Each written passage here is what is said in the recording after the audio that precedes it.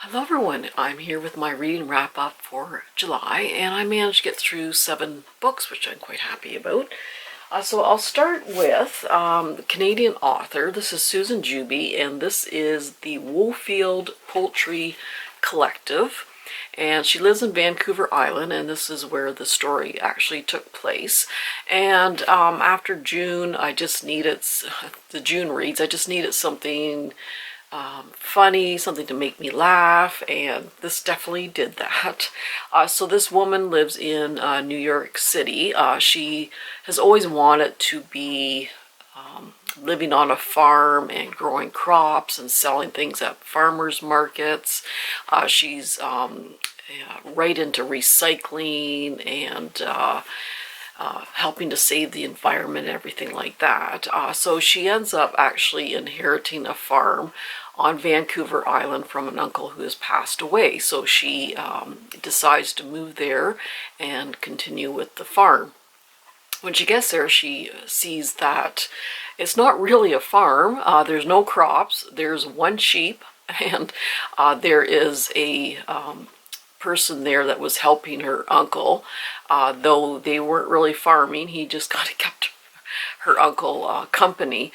So she decides to make a go at it. She wants to start some crops, get lots of animals going. She wants to kind of get this farm going again. And she meets with a lot of very interesting characters. The fellow who was helping her uncle, though they just sat around and talked, is kind of grumpy, and the neighbor across the street, I think he's 21 years old, and he just sort of stays in the house all day, and he gets kicked out by his mom, and he comes over and helps out on the farm. And then there's this 8 or 9-year-old girl who has to give up her chickens, and she goes to the farm quite a bit, to where she dropped them off to help out and that sort of thing. So it's quite an interesting group of characters. It's laugh out loud funny. I found myself laughing out loud. I don't do that too often with books. Yeah, they get themselves into some interesting predicaments in that. Even though it's funny, it does deal with a lot of kind of heavy issues like alcoholism and abandonment and family issues. And it kind of shows that even if you don't have family, your friends can certainly make up for that and be your family. The one thing about this is there is a ton of swearing. It doesn't bother me, but if you don't like a lot of swearing, this one is chock full of it. So the 21-year-old and the older fellow, I mean, every time they open their mouths, they're swearing. But yeah, if you don't like that, that's certainly kind of heads up there. But I just, it was laugh out loud funny, and I really enjoyed it. And I was able to actually find the second book on Amazon because I did really enjoy it. And this is called Republic of Dirt. So yeah, it's just, I really enjoyed it. It was funny, and it was just a nice break from some of the kind of heavy themes that I was reading about. And then the next one is by Patty Callahan Henry, and this is The Bookshop at Water's End. Now, I went into this thinking I'm not really going to enjoy it. It's kind of like a contemporary family drama, which I'm really not into, but I actually ended up really enjoying this book. So it has 2 characters in it, 2 women. In the summertime when they were young, every year their families went to this cottage and spent the summer together. And she's the one's an ER doctor and her best friend. And then one summer, the one girl, her mother just disappears off the face of the earth. No one knows what happened to her and that sort of thing. So they really didn't get together after that, but they stayed very good friends. And then the emergency room doctor, this woman, she is put on a leave of absence because one of her patients died, and they're kind of putting the blame on her. So she decides during this leave of absence to go to the cottage and just kind of get away from things, and her best friend comes with her, and just a lot of things happen. And the bookshop, it plays kind of a small role in this, and it's also a dual timeline where they go back to the summer that the mom disappeared, and then in present day. So yeah, I don't know what it was about this one that I did enjoy. Just her writing style, I suppose, but I really did enjoy this. And they finally dig up what happened to the mother and that. So yeah, it was actually an enjoyable read. Now this one I definitely give a 5-star rating to, and this is by Christina Baker Klein, and this is The Exiles. So this originally takes place in England, and at the time they were sending certain convicts to Australia to serve their time. And I haven't read a lot of books about this. I watched a mini-series like, God, a couple decades ago. And yeah, I really wanted to find out more about what had happened. So this one, there is a group of women going to Australia on this ship, and it was quite a long voyage, like 4 months or something like that, and there was about 200 women on board. So the first half of the book describes their actual journey to Australia and the very difficult conditions on the ship and what happened on the ship. And then the second half is about what happened in Australia once they did get there. And I didn't realize that most of the convicts actually worked on farms. They were trying to establish like a colony there, so they did. There were servants at houses, and they worked on the farms and did a lot of labor and that sort of thing. So yeah, it was actually very fascinating. I really got attached to a lot of the characters. You really were rooting for them. It was a difficult read. It was just pretty devastating. How these women were treated and that sort of thing, but it was a very, very interesting book. I really did learn a lot, and that's what I like about reading. I did learn quite a bit. So yeah, this is definitely a 5-star for me. And this next book is by Jim Crace, or Cracy. This is Harvest. So this one, it's not a book, I guess, for everyone. It takes place, though they don't specify it, but I did some rooting around, and it takes place probably in 1690 to 1700, somewhere around there, give or take. It's a very small, isolated village in England, and it basically follows what happened to this village over a week and all the devastating things that happened to kind of devastate this village. So it starts off, first thing, there's 2 fires, or they come out and the harvest is done and they see a fire in the distance, like some smoke. And I guess back then, if you wanted to establish a home, all you had to do was build like a little shelter, 4 walls, and start a fire, and then you can claim that area as your own. So there were some strangers from out of town that showed up, and then the other fire was actually at the manor home. Someone had set fire to the barn at the manor home. And they ended up blaming the outsiders for starting the manor fire. And though the narrator knows that it was this group of young men that had actually started the fire, but they actually ended up blaming the outsiders, and things start to go downhill from there.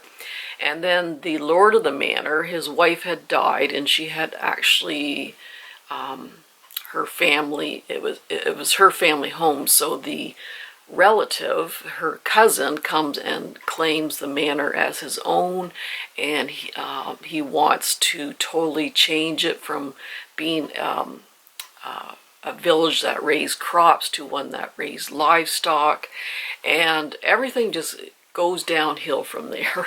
And by the end of the week, the village basically implodes, and there's it's kind of sad how over a week all these events kind of rolled up into this conclusion.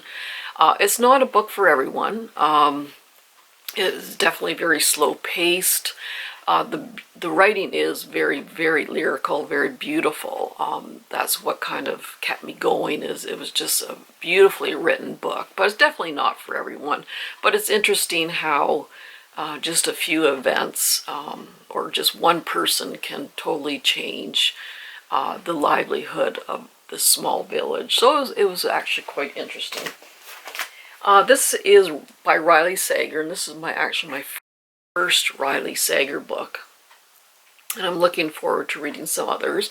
And this is The Last Time I Lied. And so these 4 young girls have gone to a camp. I think they're 14, 15, 16, somewhere around there. This camp is for very wealthy young girls, and these 4 young girls are actually sharing a cabin. And one night, 3 of them sneak out of the cabin and are never seen again. They have searched for weeks in the lake, in the woods, but they are never found. In present day, the remaining girl, she is a somewhat famous artist in, I think, New York. And the previous owner of the camp wants to start up the camp again. Once the 3 girls went missing, the camp was closed down. And in present day, the very wealthy owner wants to restart it up again and asks this remaining survivor if she could come and teach art for the summer to these girls. So she kind of reluctantly goes back to camp, and she is actually staying in the same cabin that she stayed in many years ago. I think it was like 15 years ago, I want to say. And a lot of strange things are starting to happen. She's trying to sort of investigate what happened to her 3 other friends. And yeah, there's a lot of twists and turns. It's a bit of a page turner, I have to say. I didn't really see the ending coming. That was quite a surprise. So yeah, I actually did like it as a dual timeline, so they're going back and forth from the present to the past. But I really enjoyed it. Give that about a 4 out of 5 stars. I really enjoyed it. This is, I have to show you the Christina Baker Klein. I enjoyed that book so much. I did find this one on Book Outlet, The Orphan Train, by the same author. It's much smaller than the other one. But yeah, I really liked her writing, so I thought I would try this Orphan Train one. So between 1854 and 1929, a so-called orphan train regularly ran from the cities of the East Coast to the farmlands, carrying thousands of abandoned children whose fate would be determined by chance and circumstance. So I did get that one. So The Physic Book of Deliverance Dane by Catherine Howe. So I had this book on my bookshelf forever, so I finally ended up reading it. So this is a dual timeline. The one half takes place in Salem, Massachusetts, 1681, during the sort of the witch hunts, and then in present day, where this woman is going to her grandmother's house to get it ready to be sold, and it's a bit of a distance from Salem, Massachusetts. So it kind of goes back and forth between 1681 and the present day, and this woman is starting to find just really odd things around the house, and she's doing some research because she is doing her dissertation on the witch hunts and that sort of thing. And yes, strange things start happening. She's figuring out that maybe she has some of these kind of secret little powers, I guess, and how they're related to the past. And yeah, I really enjoyed that one. And actually, I did get The Daughters of Temperance Hobbs, which is the sequel to that. So yeah, I'm looking forward to reading that one. And the last book is The Swimmers by Marion Womack. I just love the cover. So this takes place in the future, maybe, I don't know, 300 years or so in the future. And basically there's only a few settlements left on Earth because basically nature has reared its ugly head and has kind of taken over. There's just jungles everywhere. There's these, the animals have mutated into these really large kind of bloodthirsty animals. And though they're not mentioned that much in this particular story, so sort of the well-off are living in the settlement above the earth, like way up in the atmosphere. And so the remaining people on the earth, they are struggling. It's kind of a tough life down on earth. And the upper settlement, some people come down once in a while to do research or, to check things out. But the upper settlement really doesn't care too much about what's going on. So it was the first half was very confusing because the narrator is this young girl, and the timelines are just all over the place. Her parents are dead, but it takes most of the book to figure out what happened to them. Sometimes she's dreaming and sometimes she's awake, and you don't know what's going on. It's just very, very confusing. And then about halfway through the book, she ends up marrying this guy from the upper settlement, which is kind of odd, because there's definitely like a class division between the two. But yeah, the guy comes down and she gets married to him. It's kind of an arranged marriage, and it starts making more sense what is happening when the husband takes over the narration during parts of the second half of it, and you find out sort of what the upper settlement is like and how the upper settlement is kind of controlling the climate on the earth. And yeah, it's kind of confusing. It's interesting because her perspective on what it could be like in a few hundred years, where the have and have-nots, such a division. I mean, there is already that kind of division between the top 1% and everyone else, and it's even more extreme in this book. So it's interesting to see how what her perspective on the future is like, because there's definitely is a class division. But yeah, it was just, I was just kind of confused most of the time, and things made more sense when her husband from the upper settlement was kind of explaining things. Things kind of got together, but it took most of the book to figure out what happened to her parents and what happened to her childhood. And I don't know. It had its good points, it has bad points. I give it like a 3-star. It wasn't too bad, but just a lot of things that weren't explained, and could have done a better job explaining it. But anyway, wasn't my favorite. But anyway, that's it. That's what I read in July. And right now I'm reading, I forgot to bring it up, I'm reading a Kate Norton book. So she does the dual timelines.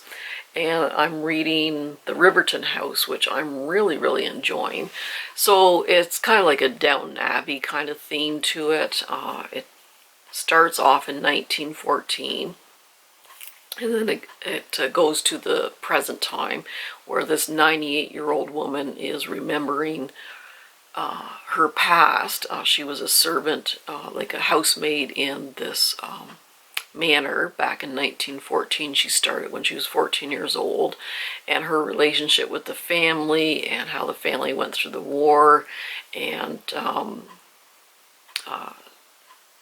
I think someone dies, a poet dies at the house, and throughout the story you're trying to figure out what had happened to him and that. But anyway, it's a really good story. I'm really enjoying it. So that's it. I hope you enjoyed, and let me know what you're reading.